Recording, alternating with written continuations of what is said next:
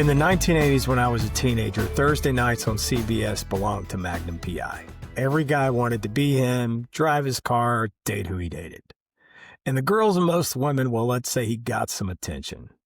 He was 6'4", had a mustache none of us could even attempt to grow, or the chest hair, and made corduroy Ocean Pacific shorts go mainstream, though none of us had the legs for it.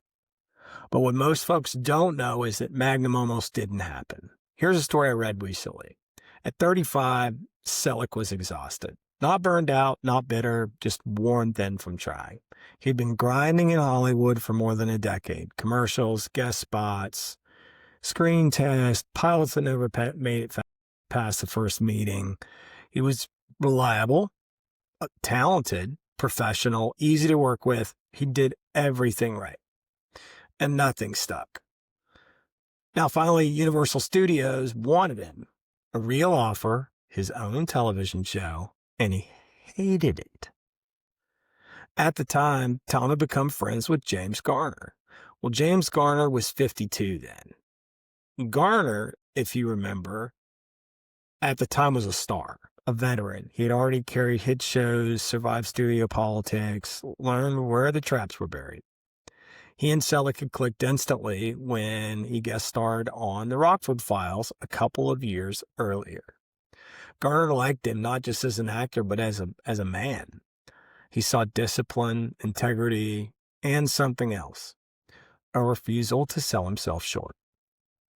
They were driving through L.A. one day when Garner glanced over at him and he said, "What's eating you?"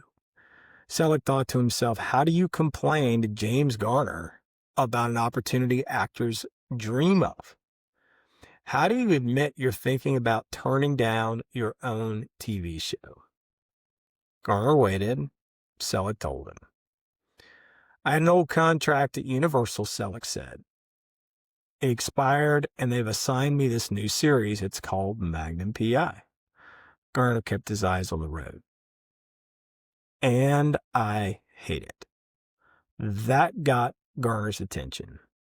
This guy, Selleck went on, he's got a Ferrari, women everywhere, always wins. He's basically James Bond in Hawaii. Slick, untouchable. There's no vulnerability, no humor, no humanity. Just a guy being cool. Selleck shook his head. I don't want to be that guy for the next 5 years. Garner understood. The Rockford Files worked because Jim Rockford wasn't glamorous. He got punched. He ran out of money. He lived in a trailer. He solved problems by thinking, not posing. The audience trusted him because he was human. So what are you thinking? Garner asked. Selleck said I might walk away. Garner pulled the car over. This wasn't a conversation you had at 60 miles an hour.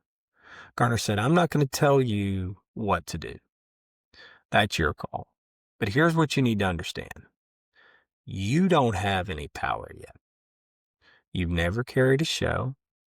You've been good, but you haven't proven it at that level.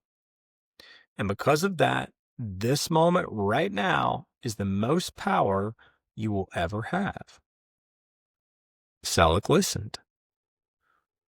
Once you sign, they own you. If the show works, you're locked in. If it fails, you're damaged. But right now they want you. That means you have leverage. More than you'll ever have again. That's all I'm going to say. Now came the gamble. The next morning, Selleck called his agent. His hands were shaking.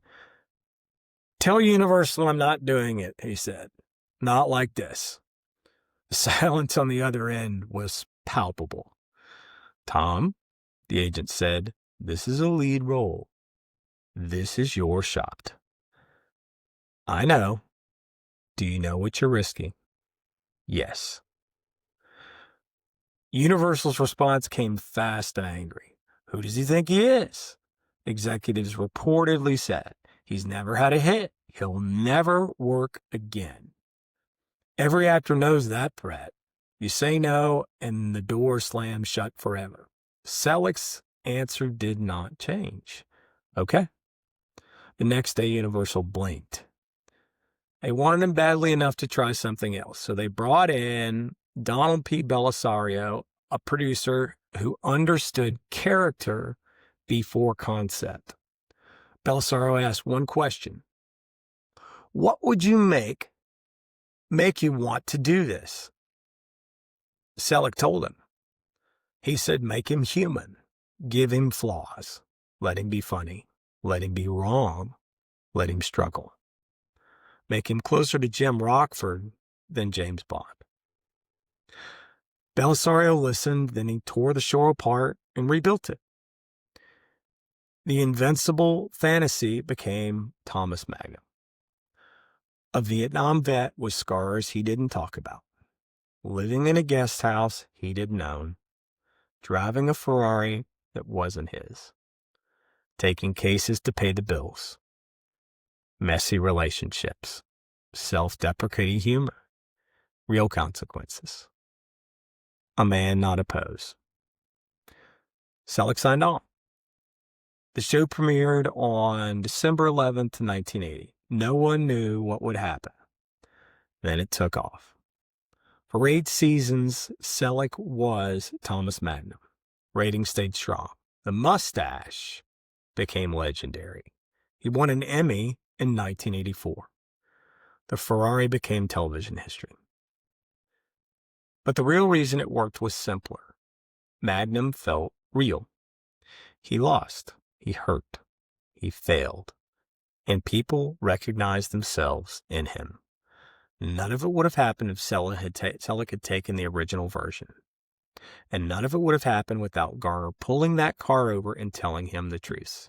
Garner told him more than how to say no. He taught him how to lead, how to treat crew members with respect, how to run a set without fear, how to create loyalty by earning it. Decades later, when Selleck became the lead of Blue Bloods, he ran that show the same way Garner ran Rockford. Calm, professional, human.